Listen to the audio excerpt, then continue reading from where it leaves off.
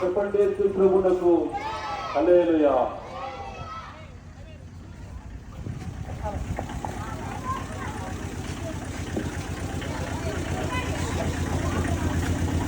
ప్రియమైన ఉండవెల్లి గ్రామ ప్రజలకు ప్రభువైన యేసుక్రీస్తు నామములో శుభాభివందనములు తెలియజేస్తున్నాం. ప్రియమైన వాళ్ళారా, ఇప్పటి వరకు పాటలు పాడుకుంటూ మీ మధ్యకి వచ్చున్నాం. ఎందుకనగా ఈ యొక్క దినములలో ప్రభువైన యేసుక్రీస్తు వారు శ్రమపడిన సంగతులను ధ్యానం చేస్తూ మీ మధ్యకు యేసు ప్రభు వారు ఎందుకు ఈ లోకానికి వస్తూ వచ్చినాడో తెలియచేయట కొరకు మీ మధ్యలోనికి వచ్చి ఉన్నాం. అదేమనగా నశించిన దానిని వెతికి రక్షించుటకు మనిషి కుమారుడు ఈ లోకమునకు వచ్చిన మనిషి కుమారుడు అనగా ప్రభువైన యేసుక్రీస్తు వారు ఈ లోకానికి వచ్చి ఉన్నాడు.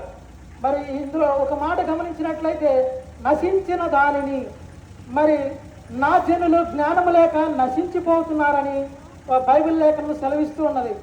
అలాగనే జ్ఞానము లేనివాడు దేవుని విసర్జించి నాశనం అవుతున్నాడని లేఖను సెలవిస్తూ ఉన్నది.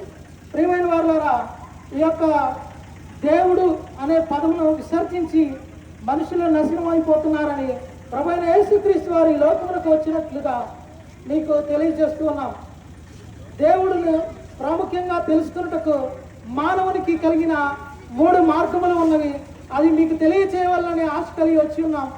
అదేమనగా మొట్టమొదటి మార్గం ఏమిటంటే, భూలోకమందు పూర్వకాలమందు దేవుడు నానా విధములుగా నానా సమయములలో మన పితరులతో ప్రవక్తలతో మాట్లాడుతూ వచ్చినాడు.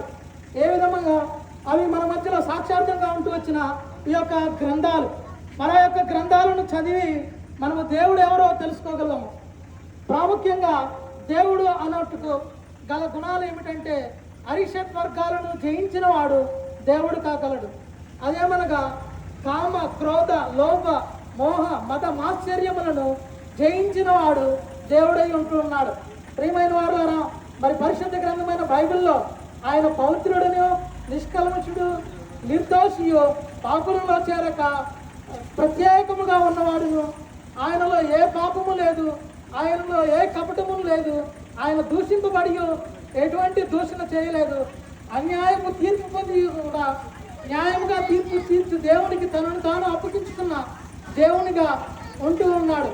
మరి రెండవ మార్గం ఏమిటంటే, మరి దేవుడే ఈ లోకమునకు వచ్చి నేను దేవుడునని మనకు తెలియపరచాలి.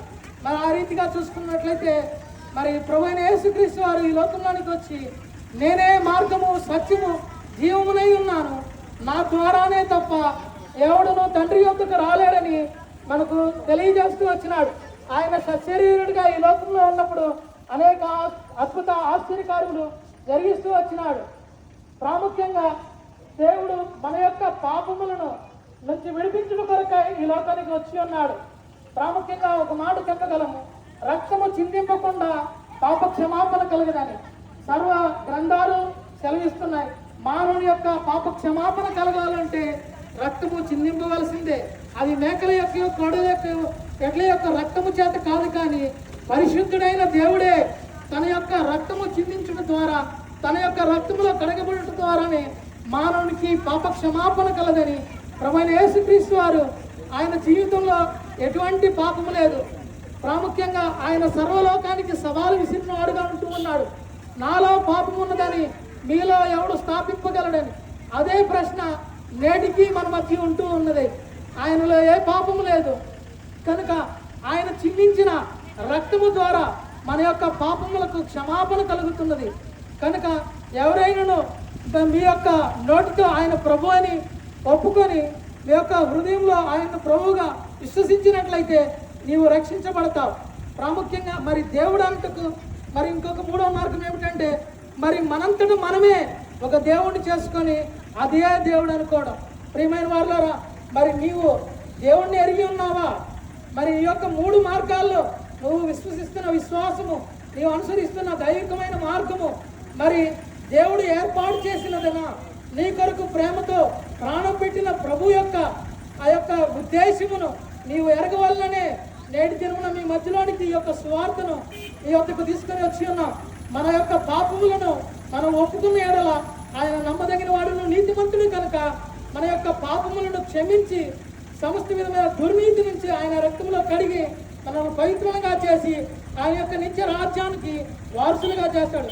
ప్రియమైన వారులారా, మనమైతే ఈ లోకరీత్యా మన యొక్క నిబంధనలు కలిగి మరి ఆయనైతే ఈ యొక్క దేశంలో పుట్టలేదు కదా, ఈ దేశంలో పుట్టిన వారే మనకు దేవుడని అనుకోనకూడదు. ఎందుకనగా సర్వలోకమును సృష్టించబడిన సృష్టికర్త ఆయన, ఆయన ద్వారానే సమస్తమును జరుగుతూ ఉన్నదని మీరు తెలుసుకోవాలని కోరుతూ ఉన్నాం. ప్రియమైన వారులారా, మరి మానవులందరినీ ఏకరీతిగా నిర్మిస్తూ వచ్చినాడు. ఆయన యొక్క ఏ భేదమును లేదు. మానవులైతే కల్పించుకున్న తంత్రములను బట్టి దేవుణ్ణి ఎడబాపుతూ వస్తున్నారు. ఆయన ధనవంతుడై ఉండి మనము దరిద్రతలో ఉండటం బట్టి మనల్ని ధనవంతులుగా చేయట కొరకై ఆయన ఈ లోకానికి దరిద్రుడిగా జన్మిస్తూ వచ్చినాడు. ఆయన యొక్క రక్తము ద్వారా మన పాపములను కడిగి ఆయన యొక్క మోక్ష రాజ్యంలోనికి చేర్చుకోవాలని నా కొరకై ఆయన యొక్క నిత్య రాజ్యములో నీకు నాకు యుగ యుగాలు ఆయనతో ఉండున్నట్లుగా ఆయన యొక్క స్థలమును సిద్ధపరుస్తూ ఉన్నాడు. ఎవరైతే ఆయన యందు విశ్వాసం ఉంచుతూ వచ్చినారో వారిని ఆయన రాజ్యంలో చేర్చుకున్నట్టుకు ఆయన శక్తి కలిగిన వాడుగా ఉంటూ ఉన్నాడు. కనుక ప్రియమైన ఉండవల్లి గ్రామ ప్రజలారా, ఆ యొక్క మాటలను ఆలకించిన మా ప్రియమైన సహోదరులారా, ఆయన మన కొరకై ప్రేమించే దేవునిగా, మన కొరకై ప్రాణం పెడుతున్న దేవునిగా, ప్రాణం పెట్టి తిరిగి లేచి మన కొరకు మరలా తిరిగి రానే ఉన్నాడు. ఏ మనుషుడు నశించి నిత్య నరకమునకు వెళ్ళట ఆయనకు ఇష్టం లేదు. కనుక ఈ రీతిగా సర్వలోకమునకు స్వార్థ ప్రకటించవలనే ఆయన యొక్క ఉద్దేశము, ఆయన యొక్క చిత్తమై ఉన్నది. కనుక మీ మధ్య ఆయన మాటలు తెలియజేస్తూ ఉన్నాం. కనుక మీరు ఆయన యందు విశ్వాసం ఉంచవాలని క్రీస్తు ప్రేమలో మిమ్మల్ని బ్రతిమాలుచున్నాం. మీ కొరకు చిన్న ప్రార్థన. ఎవరైతే ఈ యొక్క శబ్ద తరంగం ద్వారా ఈ యొక్క మాటలను ఆలకించి ఆయన యందు విశ్వాసం ఉంచవాలని మీ హృదయంలో కోరుకుని ఉన్నారో, మీరు ఉన్న చోటనే ప్రభువా నేను పాపిని, నా యొక్క పాపములను క్షమించమని మీరు ఏకీభించవాలని మీ కొరకై ఒక చిన్న ప్రార్థన చేస్తున్నాం. పరిశుద్ధమైన తండ్రి, ఘనమైన దేవ, ప్రభా ఇప్పటి వరకు మీ యొక్క స్వార్థను ప్రకటించడానికి మీరు చూపిన కృపకై వందనాలు, స్తోత్రాలు. వినిపించబడుతూ వచ్చిన ఈ యొక్క మాటలు ప్రభా ఎవరైతే ప్రభా శ్రద్ధగా ఆలకించి ఉన్నారో ప్రభా, అయా వారి హృదయంలో మీరు గొప్ప కార్యం జరిగించండి. ఎవరైతే ఈ యొక్క మాటలు వినిగి సనిగుచు ప్రభా మీ యొక్క మాటలు నిరాకరిస్తూ వస్తున్నారో ప్రభా మీరు దర్శించండి. ఏ మనుషులు నశించిపోకూడదనేది మీ యొక్క ఉద్దేశమును వారి జీవితంలో వారు ఎరుగునట్లుగా మీరు దర్శించమని, ఈ యొక్క స్వార్థకు మీరు ముద్ర వేస్తురమ్మని, అయా ఈ యొక్క స్వార్థ ఫలింపును మేము చూడగలిగినట్లుగా మీరే గొప్ప కార్యములు జరిగించమని మా ప్రభును మా రక్షకుడైన ప్రభువైన యేసుక్రీస్తు నామములో ప్రార్థించి వేడుకొంచున్నాము తండ్రి, ఆమేన్.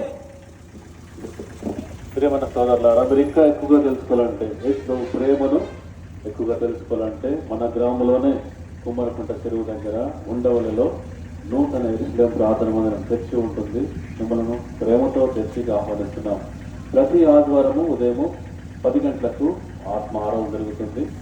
రండి, చర్చిలో ఆరాధనలో పాల్గొనండి. దేవుని దీవెనల ఆశీర్వాదాలు సమృద్ధిగా పొందండి. ప్రభు మీకు సహాయం చేస్తాడు.